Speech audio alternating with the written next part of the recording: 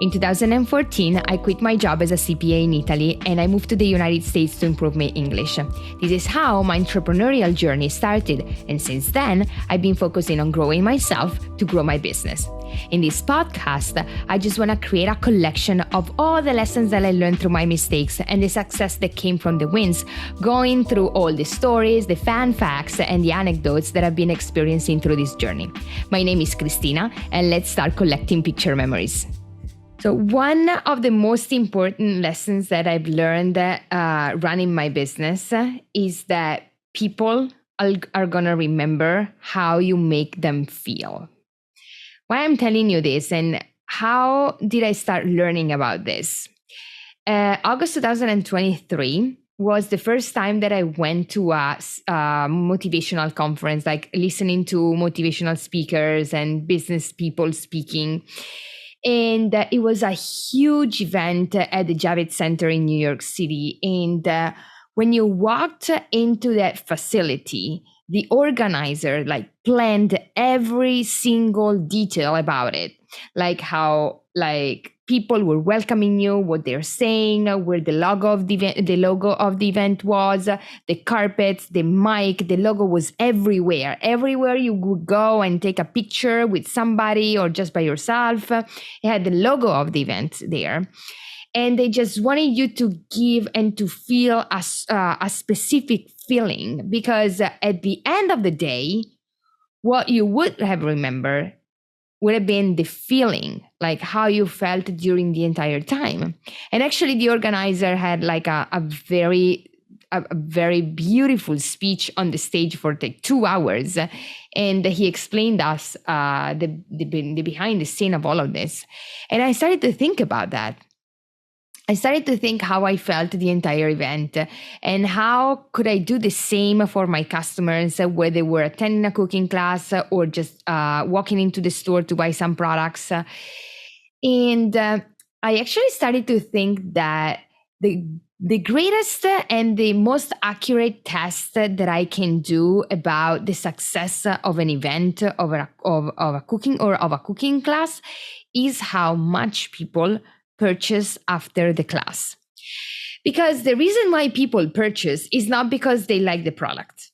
It's not because we push them to buy, because we never do it. It's like a policy for all the team: never force anybody to buy anything unless they ask. You're here to help them, but we don't want to promote anything or push anybody to buy anything. The reason why people buy products after a class is because subconsciously they want to prolong the feeling they experienced during the class. And what you do is let me buy something, so I'm going to have that feeling also when I go home. I'm going to recreate the dish, so I'm going to feel the same way I felt while I was cooking the dish during the class.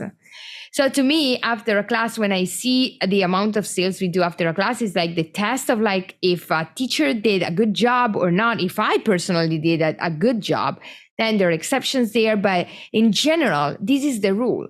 People are going to remember how you make them feel. And if you want to use this as a sale, I wouldn't say strategy, but something to consider to increase your sales, you will have to work on how you make people feel when they buy something from you. What do you give them? What are they looking for? How do they want to feel? And I was recently to one of these conferences. The guy gave us a beautiful example that products can solve the same problem in different way. Let's say you're looking for a purse because you need to put stuff in a purse. You can go to Target and buy a purse for $8 and you solve the problem. You have a purse to put your stuff. But you can go to Louis Vuitton and buy a purse for $8,000 and you solve the same problem. But what is the difference? Is how that purse is going to make you feel. So keep that in mind. Whatever you're interacting with people, always remember they are never gonna forget how you made them feel.